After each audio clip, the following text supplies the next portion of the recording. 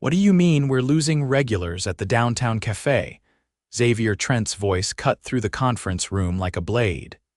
He stared at the monthly reports on his laptop. Store 9 had dropped in sales for the third month in a row. Customer retention was falling. And yet, the cafe had once been the strongest of the 10 locations he'd inherited 3 years ago from his late father. "I've asked the district manager to investigate," said Mel, his operations lead, shifting awkwardly in her chair. "He said foot traffic's down, but staff morale might be part of it." "Might be." Xavier raised a brow. Mel hesitated. "We haven't had a full staff there in weeks. A barista quit, the assistant manager moved to another city, and the shift leads have been swapping schedules last minute. We're hiring, but it's been tough." Xavier leaned back in his seat. He'd grown up watching his dad build the cafe chain from a single coffee cart to 10 cozy locations across the city. After his father passed, Xavier expanded the brand slightly but kept most of the original stores and staff. He trusted his team maybe too much.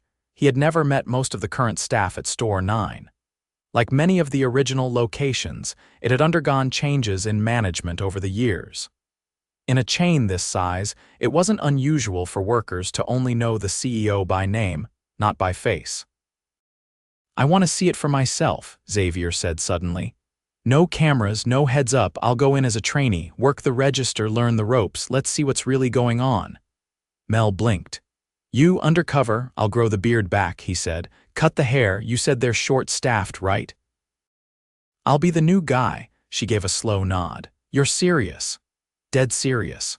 3 days later, Xavier walked into Store 9 under the name Zane, wearing a company cap pulled low and a faded flannel shirt that made him look like he belonged in a lumber yard. The beard helped. So did the thick-rimmed glasses. No one batted an eye when he introduced himself as a new part-time hire. "Cool, we need bodies," said a tired-looking barista named Will, showing him around. "We're slammed most mornings. Just don't mess up the register or Willa'll rip your face off." "Willa?" Xavier asked, shift lead. "She's been running things since our manager left. She's all right, just intense." That afternoon, he stood behind the register for the first time in years. It felt strange. He used to help his dad run the original cafe on weekends in high school. Now here he was, fumbling through the touchscreen POS while customers lined up. A young woman with pink headphones tapped her foot impatiently. "Can I get the oat milk lavender cold brew? Large." Xavier searched the menu. Hang on. Is that under seasonal, dude?" she muttered. "It's the first item."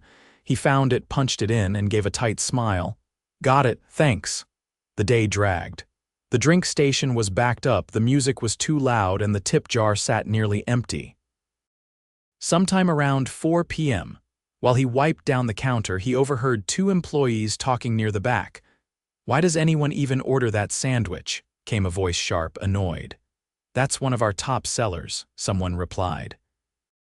"Yeah, and it's like $12 for a dry piece of turkey and soggy bread. The whole menu's overpriced. You know it, I know it. I only recommend the cheap stuff if I want to keep customers from walking." Xavier froze. That voice belonged to Willa, the shift lead. He turned his head slightly and watched as she leaned against the counter, arms crossed, talking to another barista. "You actually tell them that?" the barista asked, clearly uncomfortable. Willa shrugged. "I'm not gonna fake it. If corporate wants us to sell garbage at restaurant prices, that's on them." Xavier's jaw set. She didn't know who she was talking about.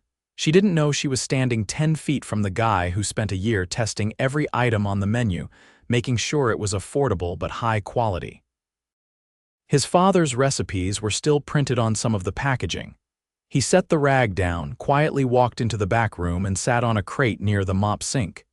His chest was tight. He'd expected some disorganization, maybe even some bad attitudes, but not this. Not someone trashing the menu to another employee in front of customers, and not a shift lead. He sat there, staring at the wall, wondering if his father would have handled it differently. A knock on the doorframe broke his thoughts. "Yo, Zane, you okay?" It was Will. "You look pale." Yeah, Xavier said, standing slowly. Just needed a breather, Will gave a nod.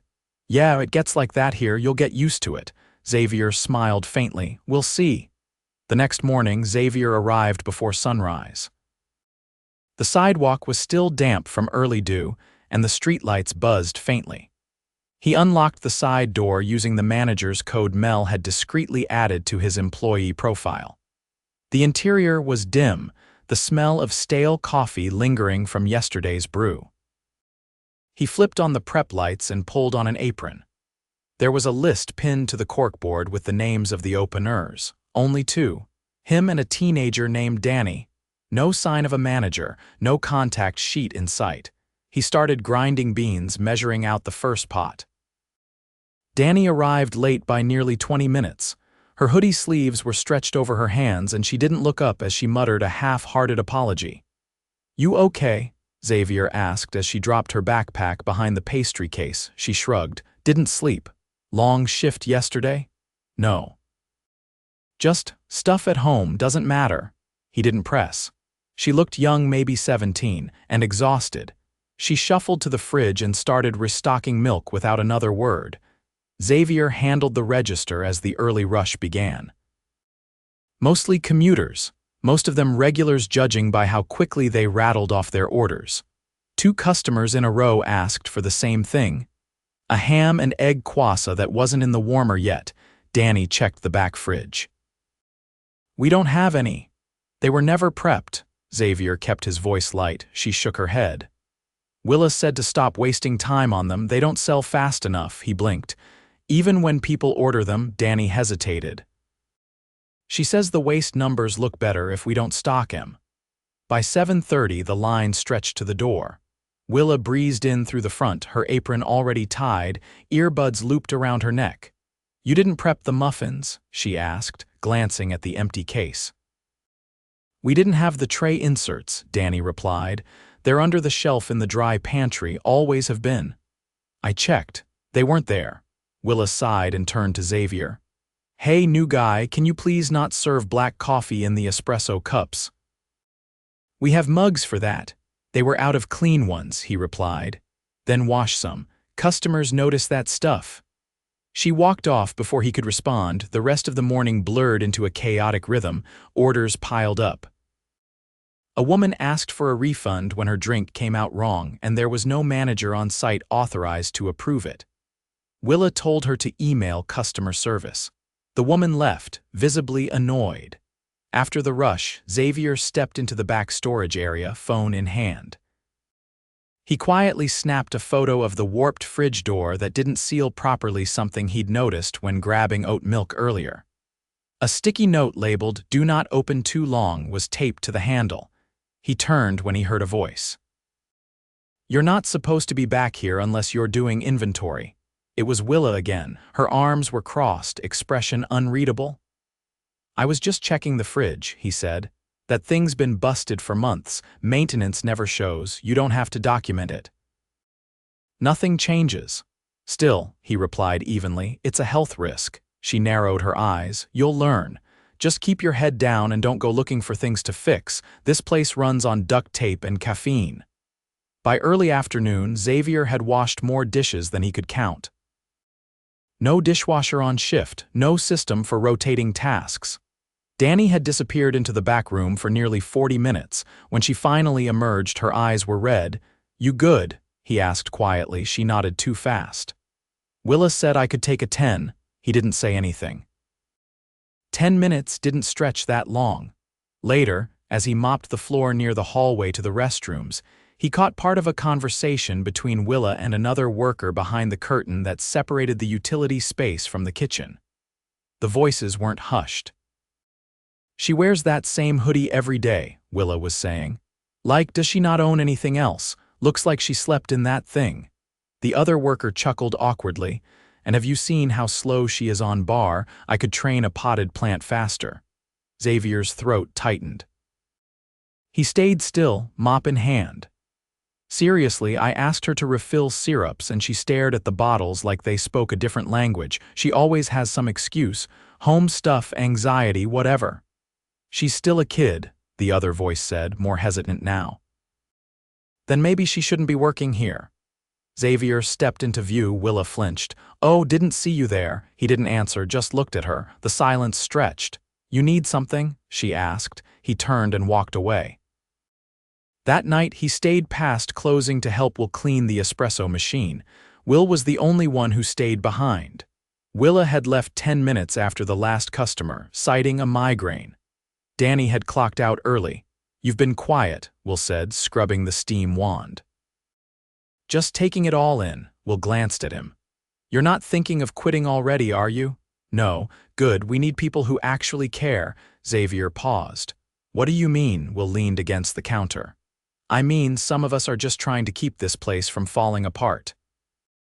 Willer runs the schedule like a roulette wheel. People show up not knowing when they're working or if they're even on the clock. Danny's been scheduled for doubles and then sent home halfway through. I've been here 6 months and haven't had a single sit-down with a manager. No check-ins. Nope. I emailed HR once about some payment issue, never heard back. I don't think anyone at the top even knows what's happening here. Xavier looked at the empty lobby. The lights were dimmed, chairs stacked, the smell of bleach clinging to the floor. He remembered how, years ago, his father used to sweep the patio himself while humming jazz under his breath. Back then, every customer had a name. Every worker had a purpose. He hadn't realized how far that spirit had eroded. Will grabbed his coat and slung it over one shoulder. You're not like the others, I can tell. I'm just trying to learn, Xavier said. Well, keep your eyes open, this place teaches fast. The next morning, before his shift, Xavier walked into the alley behind the cafe. A delivery truck was idling, boxes piled on a dolly beside it. The driver was arguing with someone on the loading dock. I'm not leaving frozen goods here again, the driver snapped. Last time they sat out for an hour. We don't have freezer space, the employee shouted back. The big unit broke last week. We're using the drink cooler, Xavier stepped closer. What happened to the freezer? The employee, someone from another shift he hadn't met, turned. Compressor blew, nobody came to fix it, Willa said to just make do. Health department's gonna love that, the driver muttered. The delivery was left anyway. Xavier went inside, jaw tight. He clocked in, tied his apron, and walked to the back. He found Willa counting pastry stock, earbuds in one ear. We need to talk, he said. She looked up annoyed. About what? About how you're running this place. About how you're treating your team, and about how you're cutting corners that could get someone seriously hurt or shut us down entirely. She laughed. Okay, relax, you're just a trainee. He reached into his back pocket and pulled out his ID, not the fake one, the real one. She stared at the name, then the photo, then back at him. Wait, you're yes, he said flatly. And you're done. The silence that followed Xavier's reveal wasn't dramatic so much as cold and final.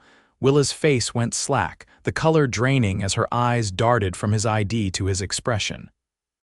He didn't give her time to recover.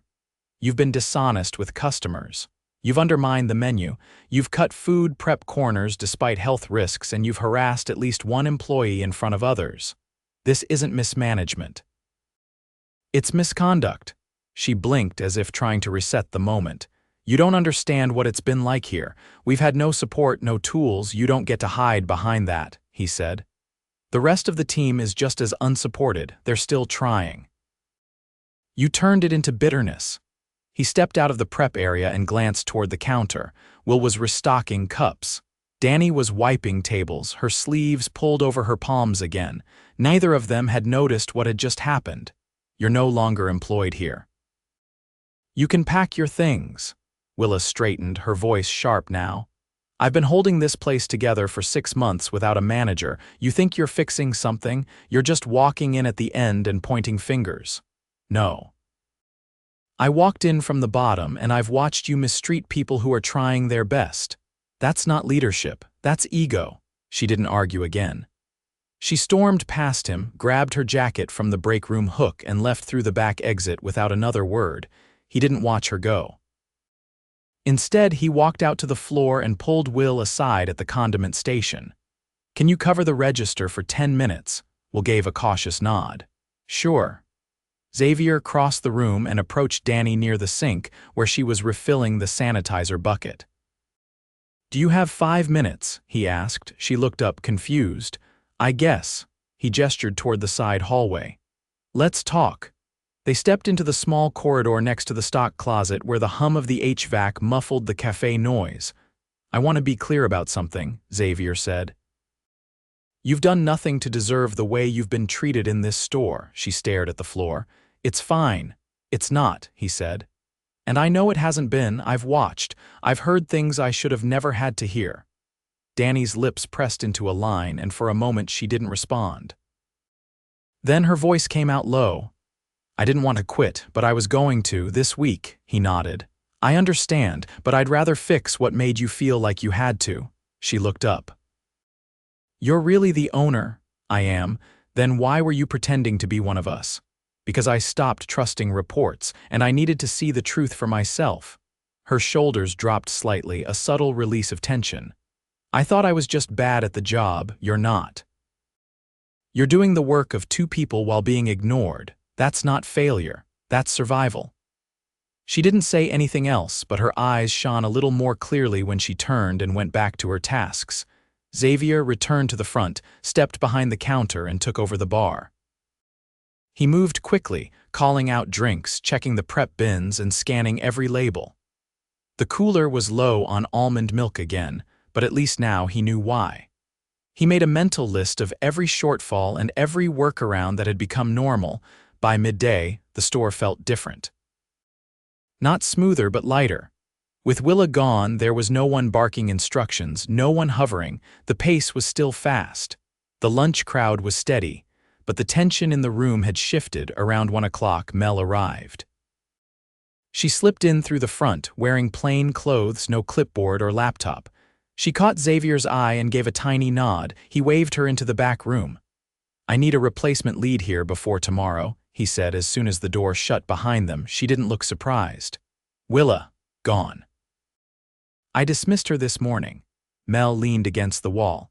"There's a floor supervisor from store 4. Her name's Gloria. She's solid, calm under pressure. Send her here. And make sure she knows she's not just plugging a hole. I want this location rebuilt." Mel pulled out her phone. "I'll call her now." "And Mel," she looked up, "get maintenance here today. The cooler needs to be replaced, so does the freezer. No more patches.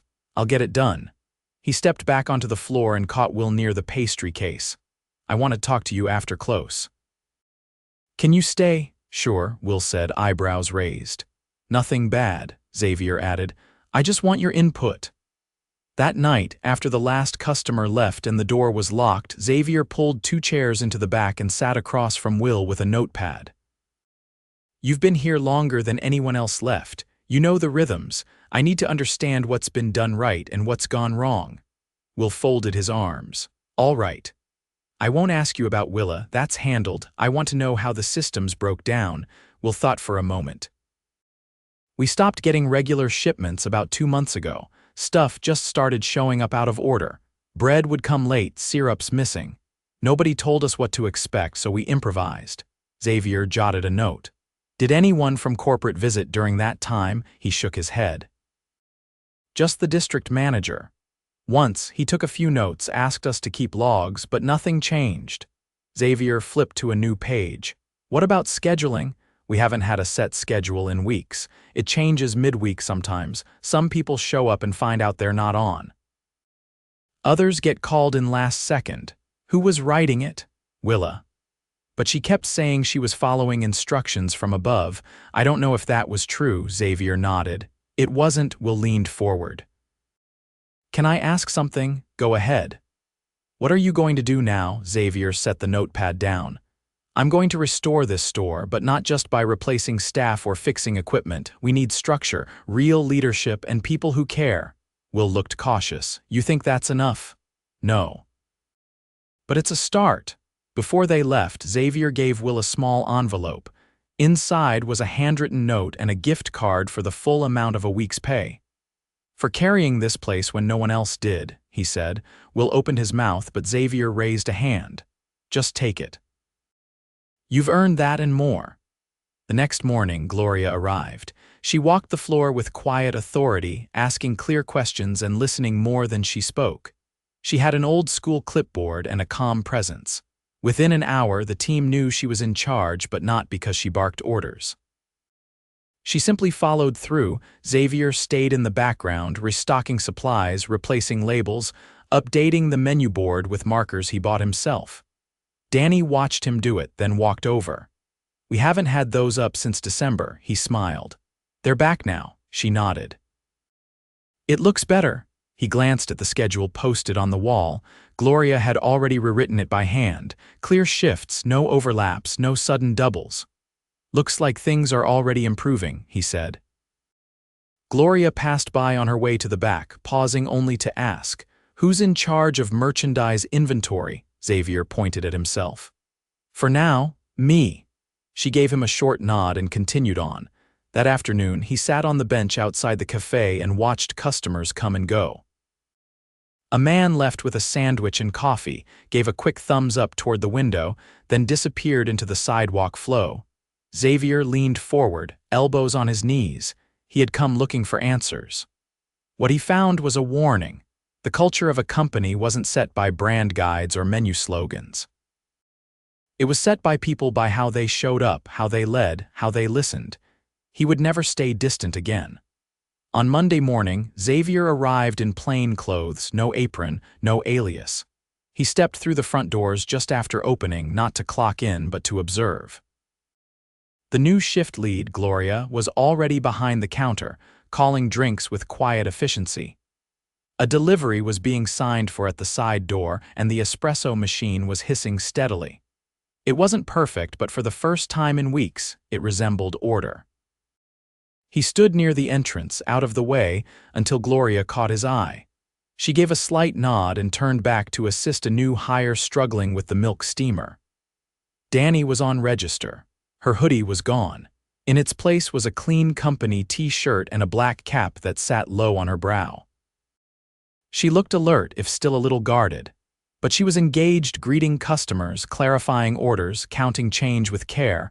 Will emerged from the back, clipboard in hand, and paused when he saw Xavier. "Didn't expect you this early." Xavier stepped closer. "I wanted to check in before things got too busy. How's it running?" "We're still behind on prep, but at least we know why now. Inventory's being monitored, and Gloria's got everyone actually reading the station duties list." "Good," Xavier said. "Any gaps I should be aware of?" Will hesitated. "Still short 2 people. It's not crushing us, but nobody's getting real breaks. Danny worked 6 hours straight yesterday, didn't complain, but she was wiped." "I'll get someone from store 2 to rotate in for a few shifts," Xavier replied.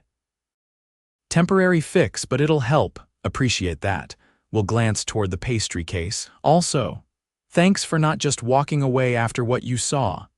Xavier didn't respond right away. He looked around the cafe, at the tables being cleared without prompting, at customers receiving orders without confusion, at the quiet rhythm beginning to return. Then he said, "I almost did. But then I remembered who built this place. And what it was built for." Will gave a small nod and returned to the back room. By mid-morning, Xavier sat with Gloria at a corner table as the crowd thinned.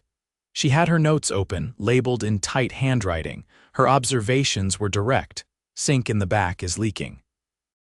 I filed a maintenance request, but no one followed up last time, so I made a backup list of vendors. We'll need approval to call out of network." "You've got it," Xavier said. "What else?" "There's mold starting at the base of the walk-in. It's not spreading yet, but it will." He didn't flinch. "We'll shut it down early tomorrow if we need to for deep cleaning. I'll cover the hours." She paused, then added, 2 of the baristas are 17. They've been scheduled past 10 on school nights." Xavier exhaled slowly. "That ends today." Gloria looked at him without blinking. "You're going to need more than policy shifts. This place needs rebuilding from the foundation, not just the equipment. Trust, that takes time. I'm not going anywhere." She closed her notebook. "Then you've got a shot." That afternoon, a woman entered the cafe around 3. She wore a pressed navy blouse and carried a slim leather folder. She approached the counter with hesitation. I'm here to speak with the owner, she said, scanning the room. Xavier stood and approached. That's me, she extended a hand. Marcy Tran. I work with the city's small business compliance office.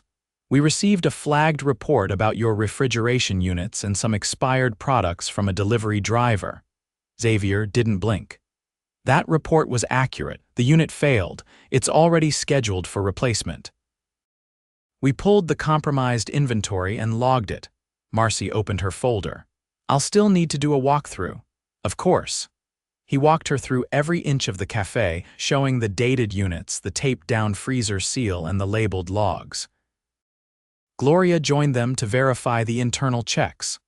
Marcy inspected the storage area, noted the temperature logs, and didn't find any violations beyond what had already been documented.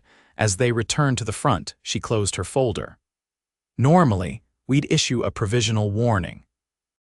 But since your team self-flagged the issue and you've initiated a repair, I'm filing this as a proactive correction. No fine. Appreciate that, Xavier said. She paused. Most owners don't show up before we do.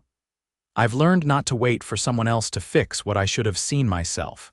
After she left, Xavier returned to the floor. He found Danny near the side window, wiping down the sill. Hey, he said, keeping his voice even. I wanted to talk about your hours. She turned, cautious again. Okay.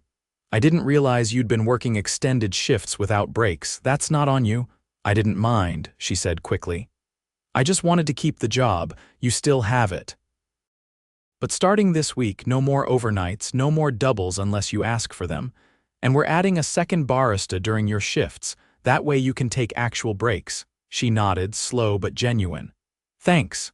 He started to turn, then paused. Also next week, we're holding a paid training session. I want you there. We're rebuilding how we train new hires. You've seen what doesn't work. I need that input. Her eyes widened slightly, and for the first time she smiled, just a little. I'll be there. By Friday, the new freezer was installed. The front cooler had been replaced with a larger unit that didn't buzz when opened. Maintenance had patched the leak under the sink and replaced the drywall under the mop rack. Nothing flashy, just necessary. Xavier sat in the back office with Mel and Gloria. The schedule for the next 2 weeks was printed and posted. Staffing was still tight, but the gaps were clear and documented. No one was guessing anymore. There's something else, Mel said, setting down a folder. We pulled inventory records from the last 3 months. Willa wasn't just cutting corners, she was underreporting waste to avoid scrutiny. That's why the food stock didn't match the sales. She skewed it to make her numbers look better. Gloria didn't look surprised. I figured. She covered her tracks well. Xavier nodded. Send the report to HR. I don't want her rehired under any division. Already did, he leaned back. We'll need a new general manager for this location, someone who can train, supervise, and keep the culture consistent. Gloria raised an eyebrow. You have someone in mind. Yes, Xavier said, but I want to give them time first, let them grow into it. He didn't say the name, he didn't have to. That evening, as the sun dipped below the skyline, the cafe hit a rare lull. The music played low and the few customers left were scattered, absorbed in laptops or quiet conversations. Xavier stood behind the counter, watching Will and Danny close out the till. Will counted slowly, then looked up. You sticking around after close? Not tonight, Xavier said. I'm giving you the keys. Will looked stunned. Me, just for the night shift. Gloria approved it. Consider it a test run. Danny elbowed him lightly. Don't screw it up, Will laughed, shaking his head. No pressure. Xavier stepped around the counter and headed toward the door. Before he left, he looked back once. The lights were warm, the cases stocked, the team focused. It wasn't perfect. It wasn't supposed to be, but it was honest. And that was enough to build on.